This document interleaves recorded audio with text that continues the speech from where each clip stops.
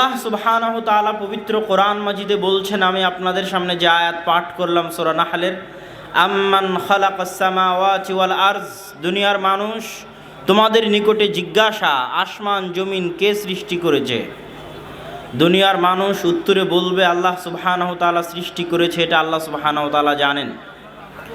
আল্লাহ সুবহানাহু ওয়া তাআলা পরের বাক্যে বলছেন, ওয়াংজালনা লাকুম মিনাস সামাই মা, দুনিয়ার মানুষ আসমান থেকে তোমাদের জন্য বৃষ্টি বর্ষণ করে কে। আল্লাহ সুবহানাহু ওয়া তাআলা জানেন যে দুনিয়ার মানুষ উত্তরে বলবে যে আল্লাহ সুবহানাহু ওয়া তাআলাই বৃষ্টি বর্ষণ করান। পরের বাক্যে আল্লাহ সুবহানাহু ওয়া তাআলা দুনিয়ার মানুষকে জিজ্ঞেস করছেন যে কে এই বৃষ্টি থেকে তোমাদের জন্য ফল ফলাদি ফসল গাছপালা উৎপাদন করে থাকে, বীজ থেকে অঙ্কুরোদ্গম কে ঘটায়। দুনিয়ার মানুষ উত্তরে বলবে যে আল্লাহ সুবহানাহু ওয়া তাআলা ঘটান। এইটা আল্লাহ সুবহানাহু ওয়া তাআলা জানেন যে দুনিয়ার মানুষ এই উত্তর দিবে। এই জন্য আল্লাহ সুবহানাহু ওয়া তাআলা চ্যালেঞ্জ দিয়ে বলেছেন, মা কানা লাকুম আতুমবিতু শাজারাহা, দুনিয়ার মানুষ শোনো, আমি আল্লাহ সুবহানাহু ওয়া তাআলা তোমাদেরকে চ্যালেঞ্জ দিয়ে যাচ্ছি যে একটা ছোট্ট বীজের দানা থেকে একটা গাছ উৎপন্ন করা, একটা ফল উৎপন্ন করার পৃথিবীর সকল মানুষ জিন বৈজ্ঞানিক ডাক্তার সার কীটনাশক বালাইনাশক সব কিছু ব্যবহার করে পোকামাকড় থেকে রক্ষা করেও তোমরা একটা বীজ থেকে গাছ উৎপন্ন করতে পারবে না যদি আমি আল্লাহ না চাই। এটা আল্লাহ সুবহানাহু ওয়া তাআলার চ্যালেঞ্জ। এতগুলো কথা আল্লাহ সুবহানাহু ওয়া তাআলা কেন বললেন? আল্লাহ সুবহানাহু ওয়া তাআলা জানেন মানুষ উত্তরে বলবে যে এগুলোর সৃষ্টিকর্তা আল্লাহ। কিভাবে জানেন? আল্লাহ সুবহানাহু ওয়া তাআলা আরেক আয়াতে বলছেন, ওয়ালাইন সাআলতুমু, আপনি যদি জিজ্ঞেস করেন তাদেরকে, ইহুদি খ্রিস্টানদেরকে, মান খালাকাস সামাওয়াতি ওয়াল আরজ, আসমান জমিন কে সৃষ্টি করেছে, লা ইয়াকুলুন্নাল্লাহ, ইহুদি খ্রিস্টান সবাই উত্তরে বলবে যে আসমান জমিন আল্লাহ সুবহানাহু ওয়া তাআলা সৃষ্টি করেছে।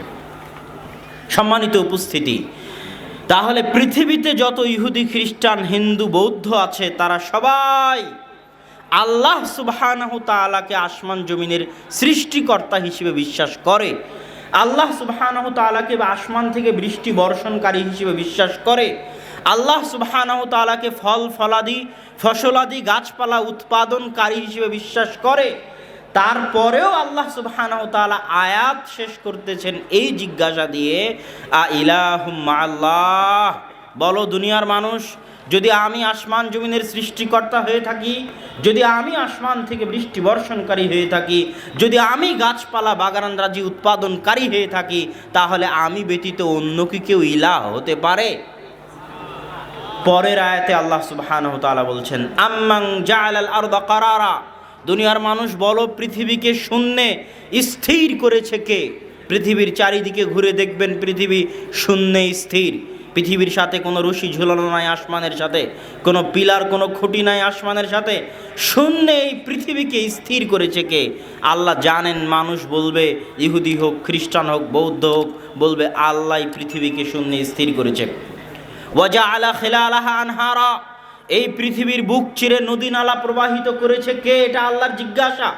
মানুষ উত্তরে বলবে পৃথিবীর বুক চিরে নদী নালা আপনি প্রবাহিত করেছেন। তারপরে আল্লাহ সুবহানাহু ওয়া তাআলা জিজ্ঞাসা করতেছেন, ওয়াজআলা লাহা রাওয়াসিয়া, এই পৃথিবীর বুকে পেরেক স্বরূপ খুঁটি স্বরূপ তার স্থিরতা তার ভারসাম্যতাকে রক্ষা করার জন্য পেরেক স্বরূপ খুঁটি স্বরূপ হিমালয় পাহাড়ের মতো বড় বড় পর্বতরাজি এই পৃথিবীর মধ্যে স্থাপন করেছে কে। আল্লাহ জানেন মানুষ বলবে আল্লাহ সুবহানাহু ওয়া তাআলা স্থাপন করেছেন। তারপরে আল্লাহ বলছেন, ওয়াজআলা বাইনাল বাহরাইনি হাজিজা, দুনিয়ার মানুষ দুই সমুদ্রের মাঝে, দুই নদীর মাঝে, নদী ও সমুদ্রের পানির মাঝে একটা লোনা পানি আর একটা মিষ্টি পানি, দুই সমুদ্র দুই নদীর পানির মাঝে, সমুদ্র আর নদীর পানির মাঝে আর সৃষ্টি করেছে কে।